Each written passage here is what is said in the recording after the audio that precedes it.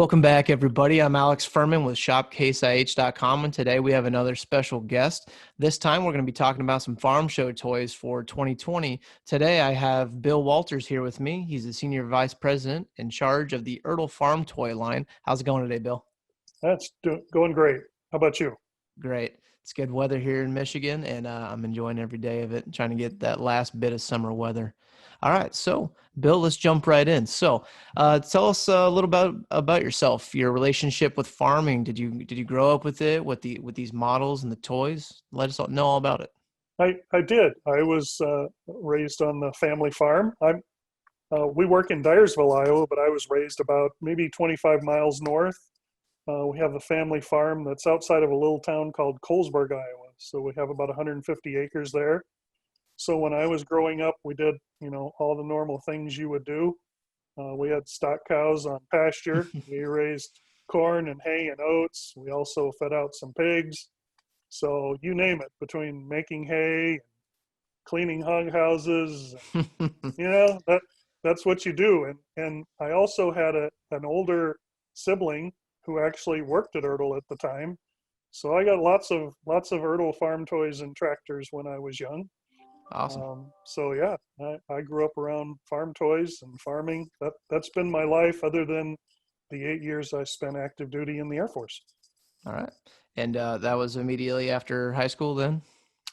Yeah, I went to a community college in Cedar Rapids called Kirkwood Community College. Got a I know 2-year it. degree there, and then joined the Air Force All right. and And got married. got married in the Air Force. All right. Um, Great. So, how did you get into this industry? You went from farming to the military, and then you made it into Ertl and Tomy. So how did that transition work? Tell us about that. So after spending 8 years in the Air Force and getting a bachelor's degree, we decided to move back to Northeast Iowa. That's where all of our family was. We had 2 small kids, so I just came back and started looking for a job. And luckily, Ertl at the time had some openings in their customer service department. So I actually started with the company as a customer service rep, and eventually was able to get into the marketing side when an opening came up, working with farm toys. Obviously, you know, that was my passion. That's what I grew up with. That was my background. So it was a great Yeah. transition for me. And I've been doing farm toys ever since. Cool. All year, all day, every day, your whole life. I love it. Yeah, All right. So let's get into let's pick your brain a little bit. So what role do you sure. play in the development and the creation of each unique model? As I understand it, there's just a huge amount of research and testing and specifications that go into each one of these diecast models. Tell me a little bit about that. Well, obviously, the first step is you have to decide what you're going to make, right? And with that, we have to work very closely with the marketing people and the engineering people at Case IH to know what they have coming out. Obviously, when they introduce a new product, we want to be able to introduce toys right along with it. So we work with them. We see what they're working on. We start getting the CAD data, the engineering data on those models, and that way we can start working on getting the toy made. So we actually produce what we call as a tooling model. These are handmade, and these show all of the changes or what this model is going to look like depending upon the scale.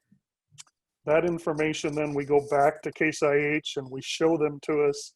We show them the model and say, do we have this right? Do we have this wrong? Have you made any changes?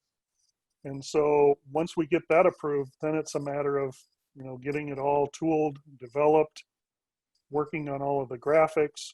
Obviously, Wow. if it's considered to be a toy, we have to go through all of the child safety standards, Right. Right. testing. Obviously, it can't have small parts for choking. It can't have sharp edges.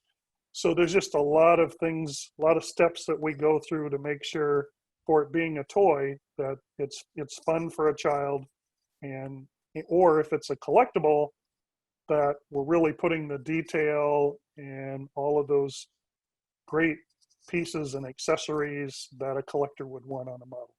Sure.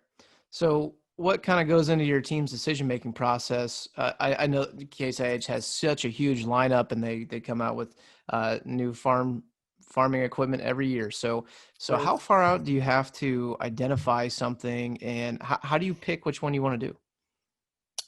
So, from the first time we think about doing something until we actually get it on the shelf and ship it, it's typically a couple years. We like to work Wow. a couple years out. Obviously, we have to plan it in our budgets in terms of the tooling dollars that we spend to do all of this. And again, like on a modern piece of equipment, that's typically how early we can work with Case IH on a new item coming out. Obviously, if we're talking a vintage item, then it's a little different.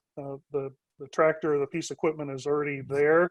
It's just a matter of us finding one, because typically you can't get drawings for these old tractors. So we have to go out and find one and measure it and photograph it, so that It's we can crazy. start, yeah, so that we can start to make it. But it's a long process. And and the other thing is, farming is different in all parts of the United States and Canada, right? How we farm in the Midwest is different from dryland farming out west, or cotton farming in the South. Obviously, Right. I saw some of that. I was stationed in South Carolina when I was in the military, so I got to see a whole different side of agriculture there. So what we try to do is, and then you have dairy, which is more, hay and forage. So we try to pick items from each of these various types of farming, because we know there are collectors across North America. Sure. We want to have product that represents all the different farming techniques. I did not know that. That is cool. So you really get to appeal to everybody around the country and all of North America. That's a cool Yeah, piece of information I did not know. Thanks. yeah. All right. So, and with that, I'd like to segue into what everybody's waiting for, I think, for this year. What can you show us? I know you have a couple of toys on hand, or excuse me, collectibles on hand. So, can you speak to those a little bit? So I do have our farm show units this year for Case IH, and these are both the new AFS Connect Steiger 540 CVX quad tracks. All right. That's a mouthful. Love it. Absolutely. So, these tractors were just updated now to the AFS Connect standard. So we've done quite a few modifications to our replicas to get them updated to this latest version.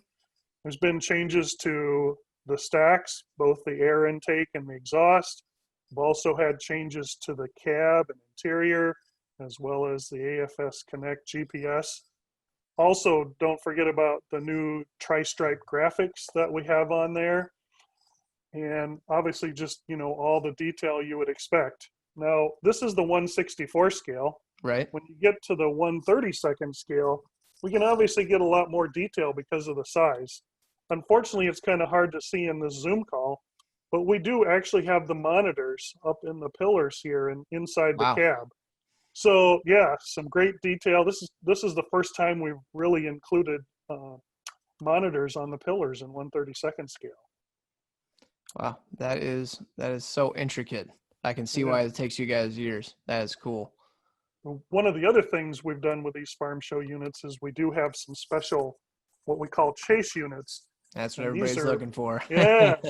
So we typically, when we do a production run of farm show units, we put in some chase, but we only do 10% of the production run. And this, and it just so happens this year, they're painted black. I have a 64 scale one as well. Cool. And these are all Yeah. random, right? In the These production are line. all, yep, randomly inserted into the production. So when you buy one, you may get one, you may not. Get them while they last, right? Limited run, very limited Absolutely. run. Yeah. Yeah. Just a one-time production run. Yes. And so, are you personally a collector? What are your, if you are, what are some of your favorites? I am. I'm a collector. I'm not as a big collector as some. Some people have thousands of toys. I'm Wow. just in the hundreds of toys. Just the hundreds. Just in the hundreds. Obviously, growing up on a farm, I have favorites. We grew up. We didn't have IH tractors, but I had uncles and cousins that I had IH tractors. I obviously love the old Farmall H's and M's. Hmm. Uh, who can't love a 1206 with the white grill and the Right. fenders? But I was actually raised on Alice Chalmers and Ford tractors, so we've done a few of those over the years that I've collected. So I like to collect tractors that I have some kind of connection to, Hmm. whether I was raised, whether I had cousins or relation that had those tractors, and just things that you see here in the Midwest. Right. All right, Bill. Well, thank you for your time, and Yeah, I hope to see you again and do this again. So, everybody, stay tuned for what more to expect on the Shopcase IH YouTube channel. Check out all the Tomy toys and the 2020 Farm Show exclusives at shopcaseih.com this year, and we hope to see you there. And until next time, thanks, Bill. thanks.